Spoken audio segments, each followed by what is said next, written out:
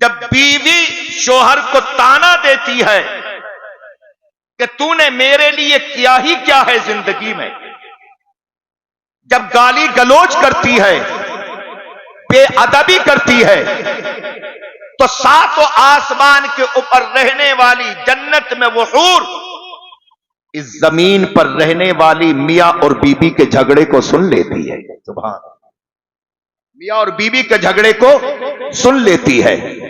میاں اور بیوی کے جھگڑے کو سن کر اس کی قسمت میں آنے والی وہ حور جو جنت میں ہے، اس جھگڑے کو سن کر جنت سے کہتی ہے، اے نادان عورت، یہ چند دن کا مہمان ہے، اس کو تو ہمارے پاس آنا ہے، اس سے جھگڑا نہ کر، اس سے گالی گلوچ نہ کر، اس سے بدتمیزی نہ کر، بلکہ اس کے ساتھ حسن سلوک کر۔ اللہ اکبر۔ اب ذرا آپ اندازہ لگائیں، ساتوں آسمان کے اوپر جنت میں رہنے والی حور زمین پر ہونے والے میاں اور بیوی کے جھگڑے کو سن کر کہتی ہے، یہ چند دن کا مہمان ہے، اس کو میرے پاس آنا ہے۔ آپ ذرا اندازہ لگائیں، جب ایک حور کی سماعت کا عالم یہ ہے کہ وہ ساتوں آسمان کے اوپر سے زمین میں ہونے والے جھگڑے کو سن رہی ہے، اللہ نے جس کے صدقے میں جنت کو بنایا ہے، اللہ نے جس کے صدقے میں جنتی حوروں کو بنایا ہے، اللہ نے جس کے صدقے میں جنت کے غلمان کو بنایا ہے، اللہ نے جس کے صدقے میں جنت کی بہاروں کو بنایا ہے، اللہ نے جس کے صدقے میں جنتی نظاروں کو بنایا ہے، اللہ نے جس کے صدقے میں اس ساری کائنات کو بنایا ہے، اس مصطفیٰ جان رحمت شمع بز میں ہدایت صلی اللہ تعالی علیہ وسلم کی سماعت کا اندازہ کون لگا سکتا ہے؟ محترم حضرات، میرے مصطفیٰ صلی اللہ تعالی علیہ وسلم کی شان کو آج تک کسی نے سمجھا ہی نہیں، حقیقت مصطفیٰ کو آج تک کسی نے سمجھا ہی نہیں۔ ام المؤمنین حضرت عائشہ صدیقہ رضی اللہ تعالی عنہا اپنے حجرے میں بیٹھی ہیں، نبی کریم صلی اللہ تعالی علیہ وسلم حجرے میں تشریف لے گئے۔ جب حجرے میں پہنچے تو آپ کی پیشانی پر پسینہ تھا۔ ام المؤمنین حضرت عائشہ صدیقہ رضی اللہ تعالی عنہا نے عرض کیا، یا رسول اللہ پسینہ آ رہا ہے۔ ارشاد فرمایا، ہاں عائشہ پسینہ آ رہا ہے۔ ام المؤمنین حضرت عائشہ صدیقہ رضی اللہ تعالی عنہا نے پسینے کو اپنے ہاتھ سے صاف کیا، اور جب پسینہ انگلیوں پر لگا ام المؤمنین کی تو عرض کیا، یا رسول اللہ پسینے سے خوشبو آ رہی ہے۔ سبحان اللہ، پسینے سے خوشبو آ رہی ہے۔ کیا باتیں ہوگی؟ دو باتیں ہوگی، پسینہ آ رہا ہے، پسینے سے خوشبو آ رہی ہے۔ نبی کریم صلی اللہ تعالی علیہ وسلم، ایک صحابیہ ہیں آپ کی حضرت ام سلیم رضی اللہ تعالیٰ عنہ، بڑی پیاری صحابیہ ہیں۔ آپ صلی اللہ تعالی علیہ وسلم دوپہر کا کھانا تناول فرما کر قیلولہ کے لیے اپنی پیاری صحابیہ حضرت ام سلیم کے گھر تشریف لے جاتے۔ گرمی کا موسم ہوتا، آپ کے لیے وہ چمڑے کا گدا بچھا دیتی۔ نبی کریم صلی اللہ تعالی وسلم چمڑے کے گدے پر آرام فرما ہوتے۔ گرمی کے موسم میں اعضائے مصطفیٰ صلی اللہ تعالی وسلم سے پسینے کے قطرات نکلتے، آپ شیشی لیتی، اس پسینے کو شیشی میں جمع کرتی۔ میرے کریم آقا صلی اللہ تعالی علیہ وسلم کی آنکھ کھلی، ارشاد فرمایا، اے ام سلیم کیا کر رہی ہو؟ عرض کیا، یا رسول اللہ صلی اللہ تعالی علیہ وسلم آپ کے پسینے کو شیشی میں جمع کر رہی ہوں۔ کیا کرو گے؟ عرض کیا، یا رسول اللہ صلی اللہ تعالی علیہ وسلم جو خوشبو آپ کے پسینے میں ہے دنیا کے کسی عطر میں وہ خوشبو نہیں ہے۔ کسی نے کہا زبان سے ذکر کروں تو زبان خوشبو دے، جہاں پہ ذکر ہو سارا مکان خوشبو دے۔ میرے نبی کا پسینہ جسے بھی لگ جائے ایک فرد نہیں خاندان خوشبو دے۔ پسینے سے خوشبو آ رہی ہے، ارشاد فرمایا ہاں خوشبو آ رہی ہے۔ اب جواب سنیں مصطفیٰ صلی اللہ تعالی علیہ وسلم کا، پسینہ کیوں آ رہا ہے اور پسینے سے خوشبو کیوں آ رہی ہے؟ پہلے قرآن سنیں۔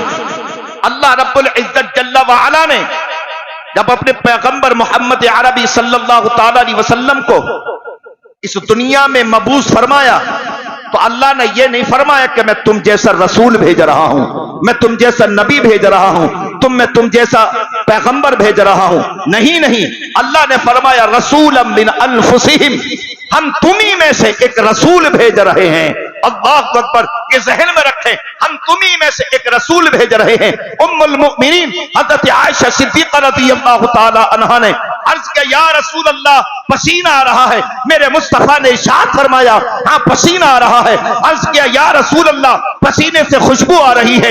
ارشاد فرمایا ہاں پسینے سے خوشبو آ رہی ہے.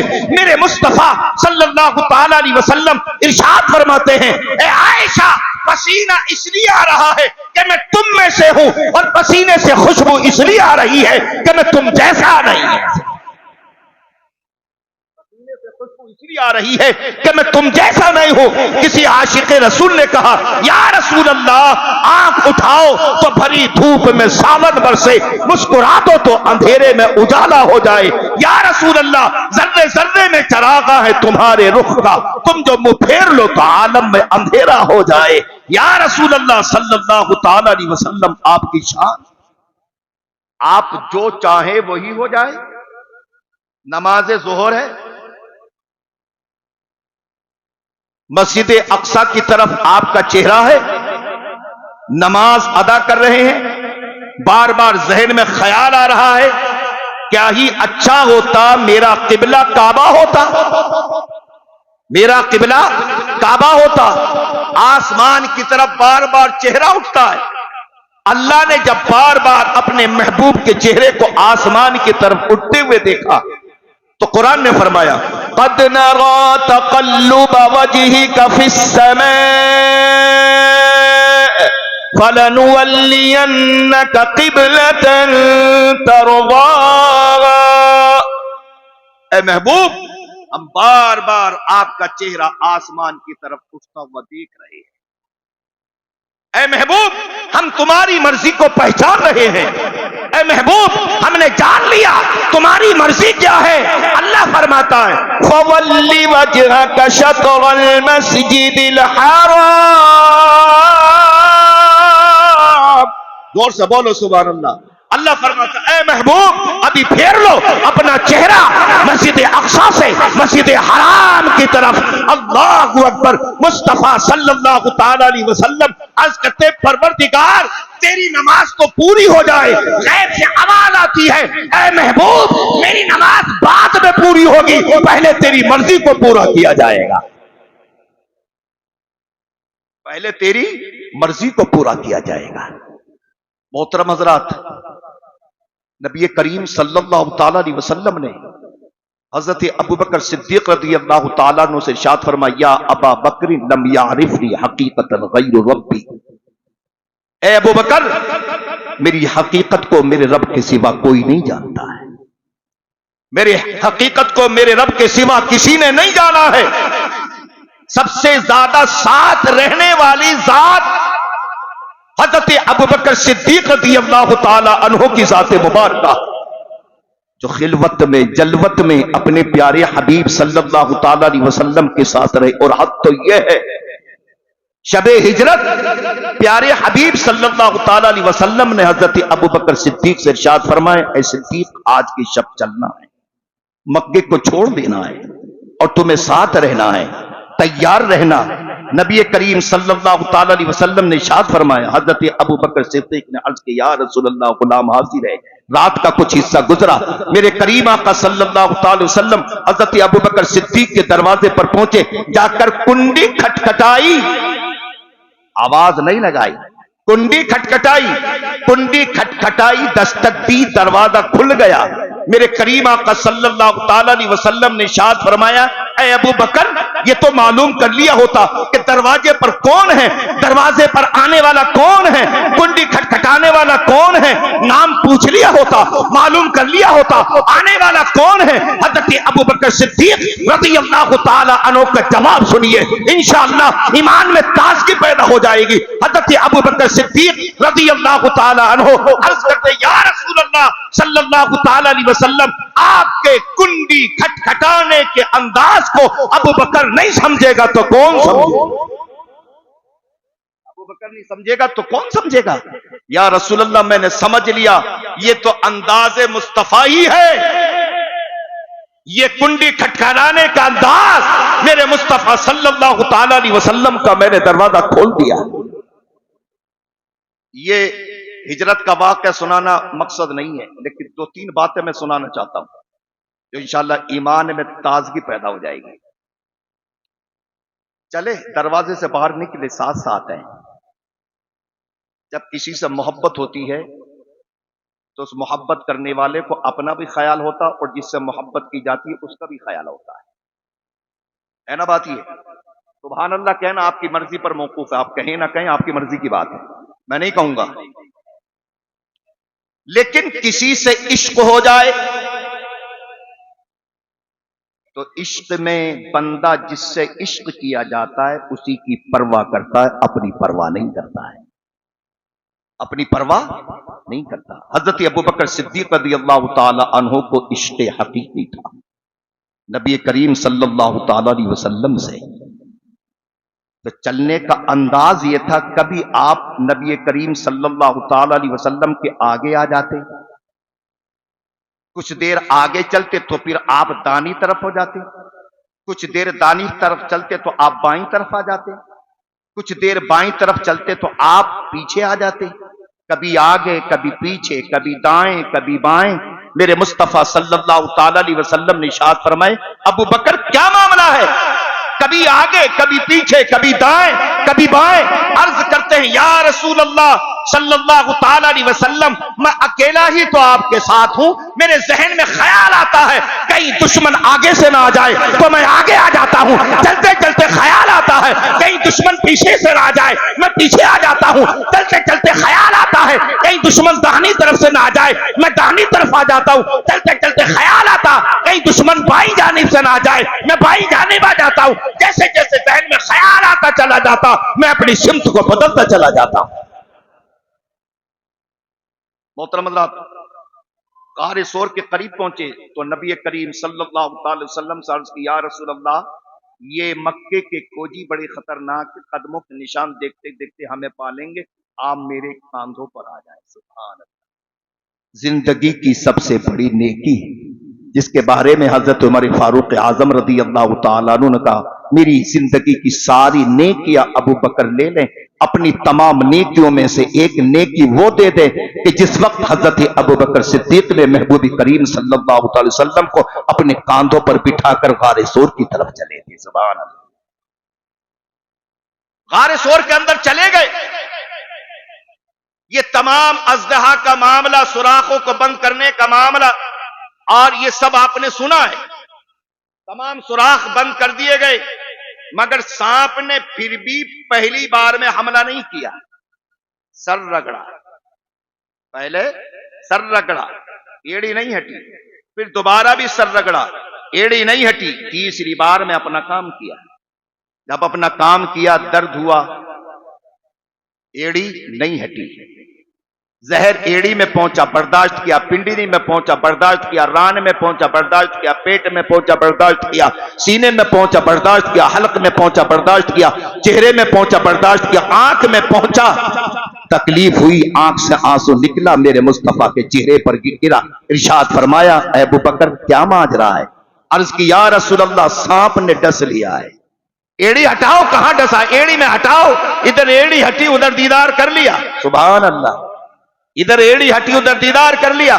میرے کریم آقا صلی اللہ تعالی علیہ وسلم نے اپنی اس انگشت سے جس سے ڈوبے ہوئے سورج کو پلٹا دیا، جس سے چاند کو دو ٹکڑے کر دیا، جس سے بادلوں کو اشارہ کیا برسنے لگے، پہاڑوں کو اشارہ کیا راستہ چھوڑ دیا، وہی دست مبارک نبی کریم صلی اللہ تعالی علیہ وسلم کی انگلی، آپ نے اسی انگلی پر اپنا لعاب لگایا اور جہاں کاٹا تھا حضرت ابوبکر صدیق کی ایڑی پر وہی لگا دیا. سبحان اللہ. وہی لگا دیا. اب آپ اندازہ لگائیں جب میرے کریم آقا صلی اللہ تعالی علیہ وسلم نے اپنا لعاب دہن ایڑی پر لگایا تو وہ لعاب ایڑی میں نہیں رہا، ایڑی میں نہیں رہا، بلکہ جیسے جیسے زہر چلا تھا ویسے ویسے لعاب دہن بھی چلا۔ اللہ اکبر، وہ لعاب دہن ایڑی میں پہنچا تو ایڑی کا زہر ختم، پنڈلی میں پہنچا پنڈلی کا زہر ختم، ران میں پہنچا ران کا زہر ختم، پیٹ میں پہنچا پیٹ کا زہر ختم، سینے میں پہنچا سینے کا زہر ختم، حلق میں پہنچا حلق کا زہر ختم، چہرے میں پہنچا چہرے کا زہر ختم۔ یہ لعاب دہن چلتا رہا اور زہر کو ختم کرتا رہا۔ جب یہی لعاب دہن حضرت ابوبکر صدیق کے چہرے میں پہنچا، آنکھوں میں پہنچا، قسم وحدہ لا شریک کی، لعاب دہن مصطفیٰ صلی اللہ تعالی علیہ وسلم کی وجہ سے حضرت ابوبکر صدیق کا چہرہ پہلے سے زیادہ روشن خوبصورت ہو گیا۔ سبحان اللہ سبحان اللہ سبحان اللہ سبحان اللہ، پہلے سے زیادہ خوبصورت اور روشن ہو گیا۔ کیا شان ہے میرے مصطفیٰ صلی اللہ تعالی علیہ وسلم کی۔ محترم حضرات، اس شان مصطفیٰ صلی اللہ تعالی علیہ وسلم کو سمجھ رہا ہے تو پھر قرآن پڑھیے، اپنے بچوں کو قرآن سکھائیے، حدیث مصطفیٰ اپنے بچوں کو پڑھائیے، قرآن کی تعلیم اپنے بچوں کو دیجیے۔ اسی قرآن سے آپ سمجھیں گے دنیا میں آنے کا مقصد کیا ہے، اسی قرآن سے آپ سمجھیں گے والدین کی محبت کیا ہے، اسی قرآن سے آپ سمجھیں گے پڑوسی کا حق کیا ہے، اسی قرآن سے آپ سمجھیں گے کہ ایک عالم کا مقام کیا ہے، اسی قرآن سے آپ سمجھیں گے مدرسے کی اہمیت کیا ہے، اسی قرآن کے پڑھنے سے سمجھیں گے مسجد کی اہمیت کیا ہے، اسی قرآن سے سمجھیں گے نماز کی اہمیت کیا ہے، اسی قرآن سے سمجھیں گے حج کی اہمیت کیا ہے، اسی قرآن سے سمجھیں گے روزے کی اہمیت کیا ہے، اسی قرآن سے سمجھیں گے حلال کیا ہے اور حرام کیا ہے۔ آج ہمارا حال تو یہ ہے کہ ہم اگر کوئی چیز خریدنے کے لیے باہر نکلیں، مثال کے طور پر مونگ پھلی کے ٹھیلے پر کھڑے ہو جائیں تو خریدنے سے پہلے مونگ پھلی اٹھائی چٹکائی کھانا شروع کر دیا، دوسری اٹھائی چٹکائی کھانا شروع کر دیا۔ سنگاڑے کا بھاؤ بعد میں پوچھیں گے پہلے سنگاڑا اٹھایا چیلا کھانا شروع کر دیا۔ ایسی جتنی کھانے پینے کی چیزیں بھاؤ بعد میں پوچھتا ہے، کھانا پہلے شروع کرتا ہے۔ کیا تم نے تاریخ نہیں پڑھی ہے؟ کیا تم نے نہیں پڑھا ہے؟ حضرت ابو صالح جنگی دوست نے سیب کھایا، معلوم ہے نا آپ کو؟ سیب کھانے کے بعد خیال آیا، بغیر اجازت کھا لیا، قیامت میں پوچھ لیا تو کیا ہوگا؟ اللہ اکبر، قیامت میں پوچھ لیا تو کیا ہوگا؟ اس کی معافی کے لیے چلے، آپ نے بار بار سنا، پہنچے، حضرت عبداللہ صومعی سے ملاقات ہوئی، اپنا خیال ظاہر کیا، انہوں نے سمجھ لیا کہ آنے والا کوئی عام نہیں ہے، خاص ہے، آنے والا کوئی عام نہیں ہے، خاص ہے۔ محترم حضرات، وہ قید بھی آپ نے سنی، کہا کہ اس سیب کی معافی کے لیے 12 سال ہمارے باپ کی خدمت کرنا پڑی اور اپاہج بیٹی سے نکاح کرنا پڑے گا۔ 12 سال کی خدمت کے لیے منظور، لیکن یہاں آ کے اٹکے۔ پھر کہا اگر منظور نہیں ہے تو پھر قیامت میں اس کا حساب دیجیے۔ جب قیامت کا نمبر آئے تو آپ نے اس کو بھی قبول کر لیا، اس کو بھی قبول کر لیا۔ بہرکیف 12 سال گزر گئے۔ 12 سال گزر جانے کے بعد ایک نیا امتحان شروع ہوا۔ جب 12 سال گزرے، حضرت عبداللہ صومعی نے کہا کہ جاؤ درخت سے شیریں انار توڑ کے لاؤ، میٹھا انار توڑ کے لاؤ۔ آپ گئے، درخت سے انار توڑا، لا کے دیا، انہوں نے اس انار کو توڑا، کھایا تو کہا یہ تو ترش ہے، میٹھا لے کے آؤ۔ پھر توڑا، پھر لا کے دیا، وہ بھی ترش، پھر توڑا، پھر لا کے دیا، وہ بھی ترش۔ حضرت عبداللہ صومعی نے کہا کہ تمہیں معلوم نہیں 12 سال ہو گئے باغ میں رہتے رہتے، تمہیں یہ پتہ نہیں ہے کس درخت کا پھل میٹھا ہے کس کا ترش ہے؟ حضرت ابو صالح جنگی دوست نے جواب دیا، ایک سیب کی معافی کرانے میں 12 سال لگ گئے، واقعی تمہارے باپ کی خدمت 12 سال کی ہے، لیکن قسم وحدہ لا شریک کی آج تک کسی درخت سے پھل توڑ کر نہیں کھایا ہے، مجھے معلوم نہیں ہے کس درخت کا پھل میٹھا ہے اور کس کا ترش ہے۔ اللہ اکبر۔ ہم نے کبھی سوچا ہمارا حال کیا ہے؟ یہ تو ان کا حال ہے، اور ہمارا حال کیا؟ اگر ہمیں باغ کی رکھوالی کے دے دیا جائے تو ہر روز ٹوکروں کے ٹوکرے گھر کے لیے آتے ہیں بغیر اجازت کے، بغیر اجازت ٹوکرے کے ٹوکرے گھر پہ آتے ہیں۔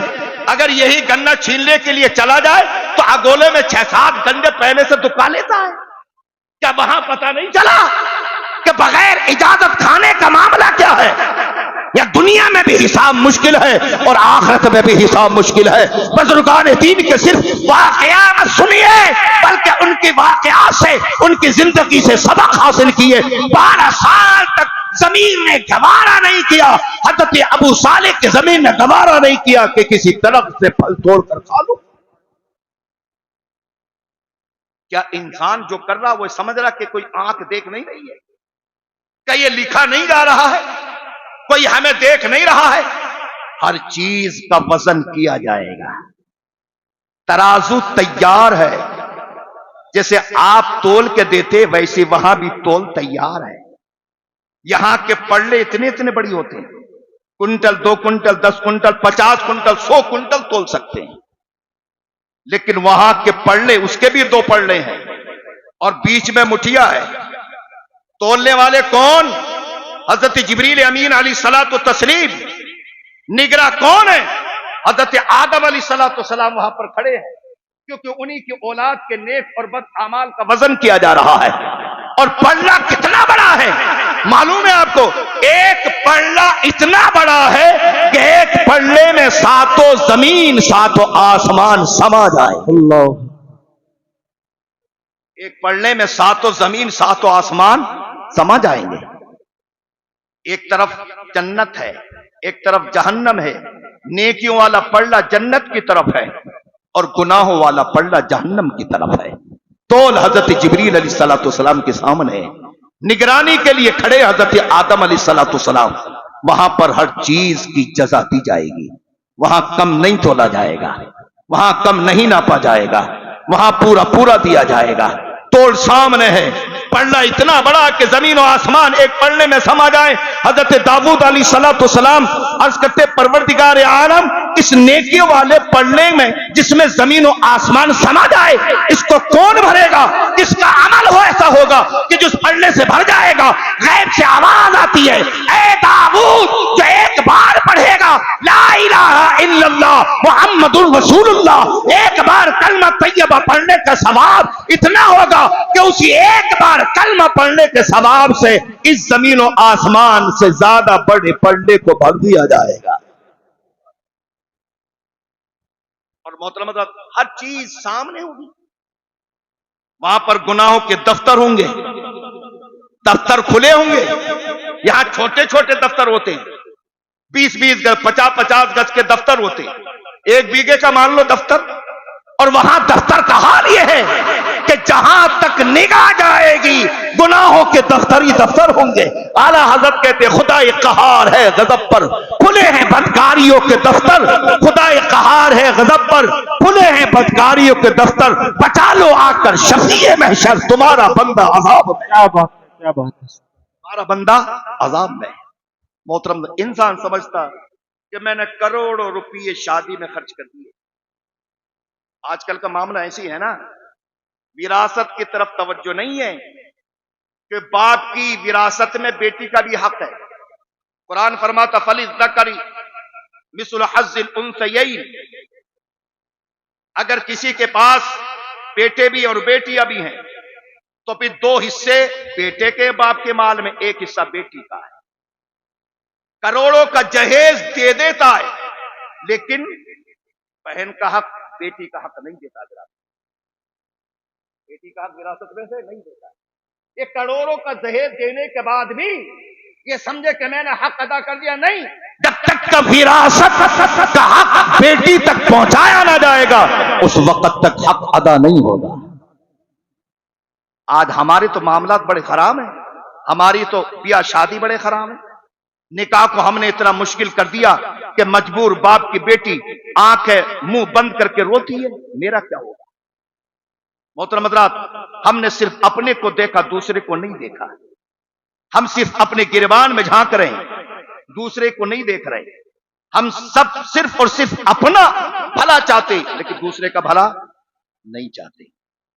मोहतरम हज़रात, याद रखें आप लोग, ये जरूरी है कि रिश्ता مال و دولت کی بنیاد پر نہیں، خوبصورتی کی بنیاد پر نہیں، بلکہ دین مصطفیٰ صلی اللہ تعالی علیہ وسلم کی بنیاد پر کیا جائے۔ بے شک، سبحان اللہ سبحان اللہ۔ اس لیے کہ مال دولت سب فنا ہونے والی چیزیں ہیں، طاقت، شہرت، قوت، حسن، جمال سب فنا ہونے والی چیزیں ہیں۔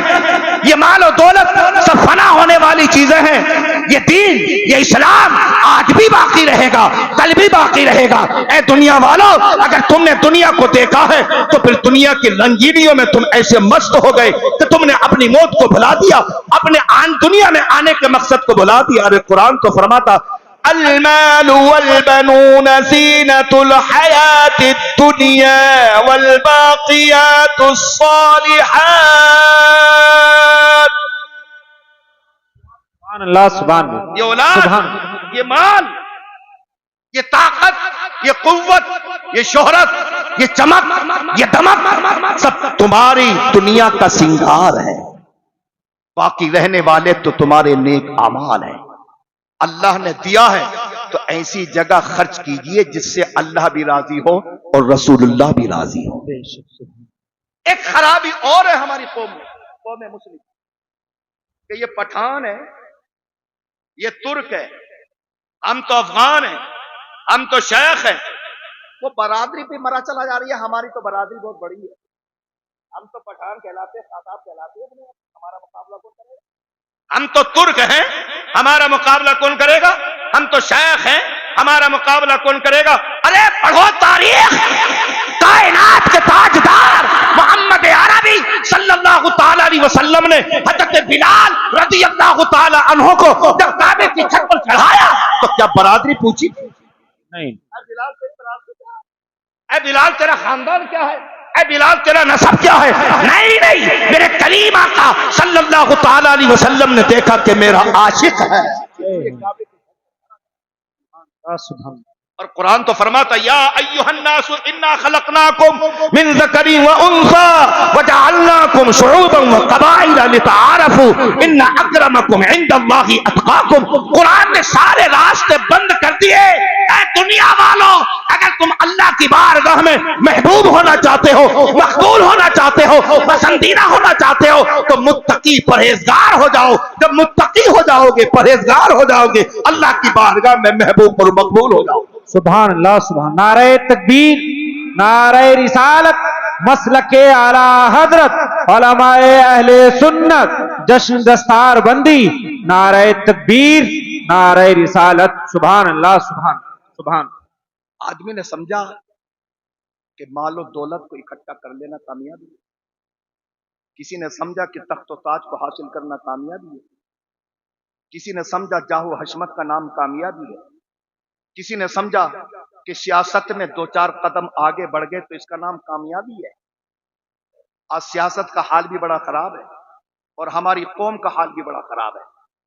ہماری قوم کا بھائی 500 روپے میں، 1000 روپے میں کچہریوں میں جا کر اپنے بھائی کے خلاف جھوٹی گواہی دیتا ہے اور زندگی بھر کے لیے اپنے بھائی کی گردن کو پھنسا دیتا ہے۔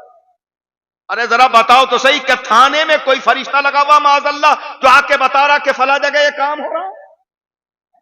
ارے ہم ہی میں کا دلال ہے، غدار ہے جو جا کر خبر دیتا ہے۔ کیا ان کے پاس کوئی فرشتہ ہے جو آ رہا کہ ہاں فلاں جگہ فلاں کام ہو رہا، جاؤ چلے جاؤ؟ نہیں، ہم ہی میں کا جاتا ہے، جاسوسی کرتا ہے۔ اور قرآن فرماتا ولا تجسسوا، جاسوسی نہ کرو۔ 500 روپے ملے، 1000 روپے ملے اور اپنے بھائی کی حق میں جھوٹی گواہی دے کے اس کی گردن کو پھنسا دیا اور وہ گیا بیچارہ۔ یا نہیں، اکثر و بیشتر حال یہی ہے۔ اگر محلے میں 300 گھر ہیں مسلمانوں کے تو سمجھ لو، ایسے سمجھیے کہ تقریباً 100 دلال ملیں گے آپ کو۔ 100 دلال ایسے انسان کی گردن کاٹ کر چوراہے پر لٹکا دیا جائے، اس کا انجام ہی ہے، ایسے جاسوس کا انجام ہی ہے۔ پھر رونا یہ رو جاتا کہ قوم مسلم تو برباد ہو گئی۔ ارے بھائی تو نے تو 1000 روپے میں بیچ دیا اپنے آپ کو۔ جب ووٹ کا نمبر آیا تو کبھی پردھان کے ہاتھ پہ بکرا، کبھی ایم ایل اے کا ہاتھ پہ بکرا، کبھی ایم پی کا ہاتھ پہ بکرا، کبھی 1000 روپے میں بیچ دیا، کبھی 2000 میں بیچ دیا، کبھی 5000 میں بیچ دیا۔ ایسے دلال لگے ہوئے ایسے خریدنے والے دلال آئیں، ان سے کہہ دو ہماری زندگی کا سودا نہ کرو، ہماری زندگی کا سودا تو ہمارے مصطفیٰ نے کر دیا ہے۔ سبحان اللہ، سبحان اللہ۔ محترم حضرات، مسلمان کبھی بیکار نہیں ہے، مومن کبھی بیکار نہیں ہو سکتا ہے۔ مومن کو تو قرآن نے افضل کہا ہے، مومن کو تو قرآن نے اعلیٰ کہا ہے۔ جس کو قرآن نے اعلیٰ کہہ دیا ہو، جس کو قرآن نے افضل کہہ دیا ہو، ساری کائنات مل کے اسے دبونا چاہے، پست کرنا چاہے، ہرگز ہرگز پست نہیں کر سکتی ہے۔ قرآن فرماتا ہے وَلَا تَهِنُوا وَلَا تَحْزَنُوا وَأَنْتُمُ الْأَعْلَوْنَ إِن كُنتُم مُؤْمِنِينَ۔ غم نہ کرو، پریشان نہ ہو، تم ہی افضل ہو، تم ہی اعلیٰ ہو۔ شرط یہ ہے کہ کامل ایمان والے ہو جاؤ، کامل ایمان والے ہو جاؤ۔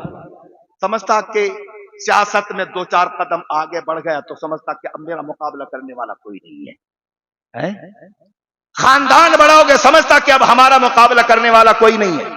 اور اگر قسمت سے اللہ نے دو چار چھ لڑکے دے دیے تو سمجھتا کہ اب تو لاٹھیوں میں دھواں نکلے گا، اب ہمارے سامنے نہیں آئے گا کوئی، اب تو ہماری چلے گی۔ اللہ کی مقدس کتاب بتا تو صحیح، کہ یہ اولاد والے کامیاب ہیں، کہ یہ خاندان والے کامیاب ہیں، کیا وہ جشن و حشمت والے کامیاب ہیں، کیا یہ حکومت والے کامیاب ہیں؟ اور قرآن تو کہتا اگر حکومت کی بنیاد پر کوئی کامیاب ہوتا تو سب سے زیادہ فرعون نمرود کو کامیاب ہونا چاہیے تھا، مال و دولت کے بلبوتے پر کوئی کامیاب ہوتا قارون کو کامیاب ہونا چاہیے تھا، تخت و تاج کی بنیاد پر کوئی کامیاب ہوتا تو یزید کو کامیاب ہونا چاہیے تھا۔ لیکن یہ تو وہ لوگ ہیں جن پر اللہ کی بھی لعنت ہے، فرشتوں کی لعنت ہے، تمام انسانوں کی لعنت ہے۔ اللہ کی مقدس کتاب بتا تو صحیح، کہہ لو کامیاب ہے۔ یہ بیٹے والے کامیاب ہیں جنہیں بیٹوں پر ناز ہے، خاندان پہ ناز ہے، اولاد پہ ناز ہے۔ قرآن تو فرماتا یوم لا ينفع مال ولا بنون۔ سبحان اللہ، سبحان اللہ، سبحان اللہ۔ قیامت میں یہ اولاد، یہ بیٹے تمہارے کام نہیں، یہ کام نہیں۔ لیکن وضاحت کر دوں، وہ مال جس پر زکات فرض تھی، زکات ادا نہ کی، وہ کام نہیں آیا۔ وہ اولاد جس کو علم قرآن، علم حدیث سکھانا فرض تھا لیکن ہم نے نہ سکھایا، وہ اولاد ہمارے کام نہیں آئے گی، وہ اولاد ہمارے کام نہیں آئے گی۔ مگر پروردگار، اولاد بھی بڑی پیاری چیز ہے، مال و دولت بھی بڑی قیمتی چیز ہے، پھر کیا چیز ہے جو کامیابی کی منزل تک پہنچائے گی؟ قرآن نے فرمایا إِلَّا مَنْ أَتَى اللَّهَ بِقَلْبٍ سَلِيمٍ۔ سبحان اللہ، سبحان اللہ، سبحان اللہ۔ اگر وہ اپنا ایمان سلامتی کے ساتھ اپنی قبر میں لے گیا، اپنے ایمان کی حفاظت کی، دنیا میں بھی اپنے ایمان کی حفاظت کی اور آخرت میں بھی اپنے ایمان کی حفاظت کی، اور کلمہ طیبہ پڑھتے پڑھتے دنیا سے چلا گیا۔ اے لوگوں، قرآن پڑھو، اپنے بچوں کو قرآن سکھاؤ۔ قرآن کے پڑھنے والے کا مقام مرتبہ بہت بلند و بالا ہے۔ اگر یہ حفاظ و قرہ اس سرزمین پر نہ رہیں تو قیامت آ جائے گی، ختم، کچھ باقی نہیں رہے گا، کچھ باقی نہیں رہے گا۔ حضرت انس بن مالک رضی اللہ تعالی عنہ فرماتے ہیں کہ قیامت میں اللہ رب العزت جل وعلا حفاظ و قرہ سے ارشاد فرمائے گا بذریعہ حضرت جبریل امین علیہ الصلوۃ والتسلیم۔ اللہ ارشاد فرمائے گا فرشتے اعلان کر دو، قیامت میں تمام بندوں کی صفیں بنی کھڑی ہے، سب لوگ کھڑے ہیں، سب بس اعلان کر دو جا کر میرے قرآن کی تلاوت کرنے والے، میرے قرآن کو سینوں میں محفوظ کرنے والے، میرے قرآن پر عمل کرنے والے، میرے قرآن کا ادب کرنے والے، تلاوت کرنے والے، ان صفوں سے نکل کر الگ ہو جائیں۔ سبحان اللہ۔ جب اعلان کیا جائے گا تو حفاظ و قرہ صفوں سے باہر ہو جائیں گے، ان کی ایک لمبی صف لگ جائے گی۔ اللہ فرمائے گا پڑھو، قرآن پڑھو، کسی کو یارائے گفتگو نہ ہوگا۔ اتنے میں حضرت داؤد علیہ السلام اپنی مدبری آواز میں اللہ رب العزت جل وعلا کی حمد و ثنا کو بیان کریں گے. ادھر حمد و ثنا شروع ہوگی، ادھر تمام حفاظ و قراء قرآن کی تلاوت کرنا شروع کر دیں گے. قرآن کی تلاوت ہوتی رہے گی، قرآن کو پڑھا جائے گا. اللہ رب العزت اس کو ایسا درجہ عطا فرمائے گا جس نے قرآن کو جتنا سمجھا، جتنا سوچا، جتنا عمل کیا، تدبر و تفکر جس کا جتنا زیادہ ہوا، ویسا ہی درجہ اس کو عطا کیا جائے گا. جب درجہ دیا جائے گا، اللہ کی بارگاہ سے حکم ہوگا، اے میرے قرآن کی تلاوت کرنے والے قاریوں، میرے قرآن کو پڑھنے والوں، جاؤ میں نے تمہیں جنت دی ہے. اور سنو اس جنت کی بشارت کے ساتھ ساتھ آج تمہیں اختیار دیا ہے، دنیا میں جو تم سے میرے کلام کے پڑھنے کی وجہ سے محبت کرتا تھا اسے پہچان لو، اپنے ساتھ اسے بھی جنت میں لے جاؤ. یہ حفاظ و قراء نکلیں گے ماشاءاللہ. سبحان اللہ. مفتی فراغ عالم صاحب کے بلا ماشاءاللہ تشکیلات کے سبحان اللہ. سبحان اللہ. نعرہ تکبیر، نعرہ تکبیر، نعرہ رسالت، مسلک اعلی حضرت علماء اہل سنت جناب مفتی